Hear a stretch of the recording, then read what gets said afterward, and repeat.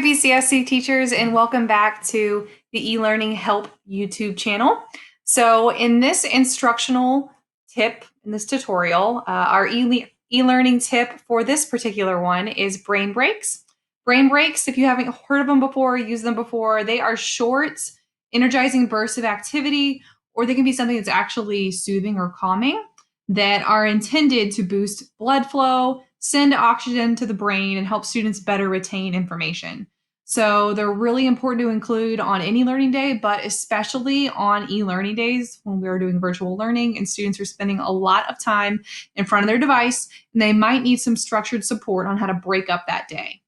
So other reasons why brain breaks are helpful for learning and the science behind them. For talking UDL connections, brain breaks are important for options for self-regulation and comprehension. They give our students a way to kind of reduce the amount of stress chemicals in their brain for improved learning. And they also are helpful for executive functioning as well because they send oxygen to the brain, replenish those neurotransmitters that help students maintain a calm, focused attention. There's lots more science behind that, and I put some links here that will help you if you want to do some more reading. So in terms of different brain break options that are out there, there are lots. If you Google them, you're going to find a ton. Here are a few that teachers in BCSC have used and shared, and they are, I guess you can say, well-trained ones. They're approved. So there's an example of here, 3 different kinds: calming, energizing, and content connected. So for calming brain breaks, these are really to give students a chance to kind of step back, take a deep breath, and refocus. So the first one that's an example is one that I borrowed from Corey Williams. So shout out to Corey. She's a UDL facilitator at North and East High School. And the idea behind this brain break, I'll go full screen so you can see, is that students take a breath in and out as the shape expands and shrinks. It's not a very long video, but it's a good short amount of time for students to kind of take that break and regroup and refocus, because chances are they're a little stressed or maybe really stressed because they haven't seen you in person. This is very unfamiliar territory for them to be learning online for so many days in a row. So I think it would be wise to give them this opportunity just to step back and relax and resettle and collect themselves. This might be helpful for you too as a teacher if you want to take a brain break and kind of chill, because this is different for you as well. That's one example. Another example of a calming brain break that we have here is actually a tech-based one. So it's a tech extension for Google Chrome that you can add on, and students have the ability to add this as well. They can create a free account to use it, but it is called Noisily, and Noisily allows you to send and use, and here's a link to it if you want to add it. It allows you to get background noises in the background while you work, and the noises that are there, there's specific playlists and options for energizing, for calming, for productivity, lots of different choices. So to use Noisily, you'll add the extension, click it here, you'll be prompted to log in or create an account, which you can use your BCSC account. So I'm just going to do login with Google, so I don't have to add another username and password. See. Probably should have done this before I recorded. All right, so here are some of the examples that are there. If you don't want to be in this view and just want to have it opened while you're working on things, if you click Noisily, it'll show them here, and I can pick one of these noises. And I'll turn on my, that has some noises in the background. And you can even go and create your own combinations. If you go to favorites, you can create your own combo, and there's some that I saved there that I like to use. So you can show this to students. A way you could use this in your lesson is you could do a screen recording of you using this tool that shows students how to use it if they want to. All right. A couple other examples that are on here is another extension for Chrome. So you have to be using Google Chrome to do this, and it is called Move It.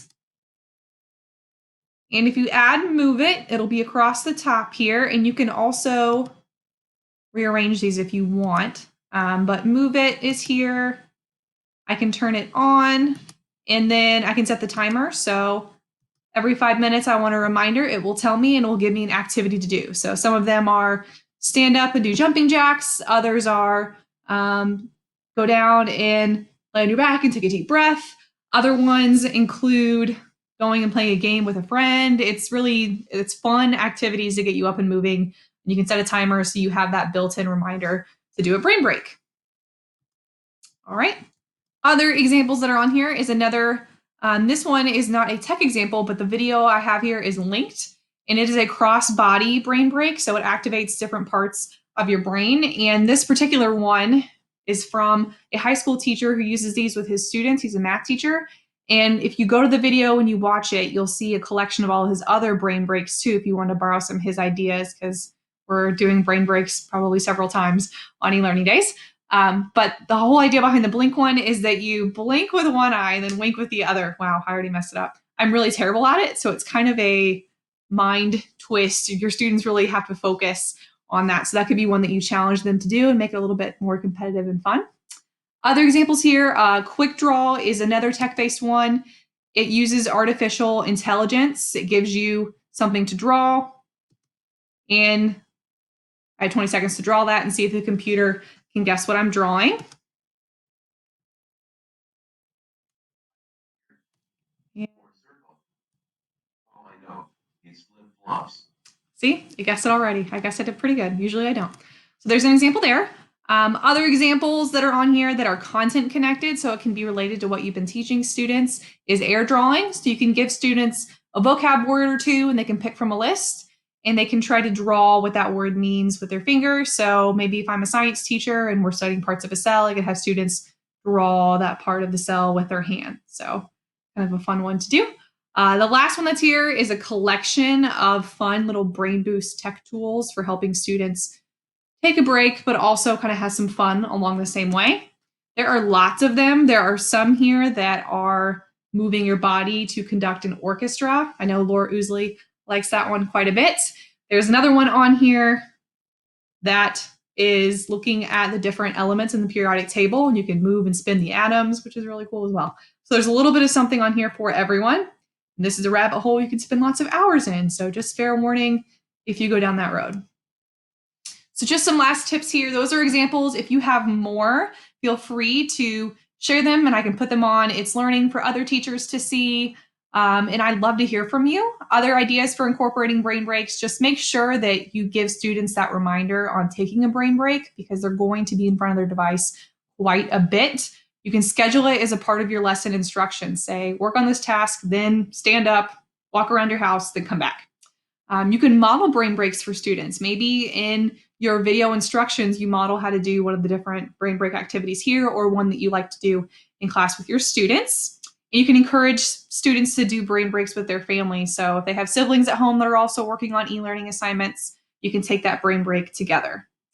I would also recommend gathering student feedback. So if they like the brain breaks, or maybe they have a suggestion on one that you can do next time, how cool would that be if you use one of the students' brain breaks and give them a shout out in your next instructional video, so they feel recognized and get a little bit more of that social interaction and positive reward from you, even though they're not physically in your classroom. You have other ideas. There's a whole slide deck that I linked there that Corey Williams is presented on. And if you have questions, let me know and I'm happy to help. And good luck with your brain breaks and lesson planning.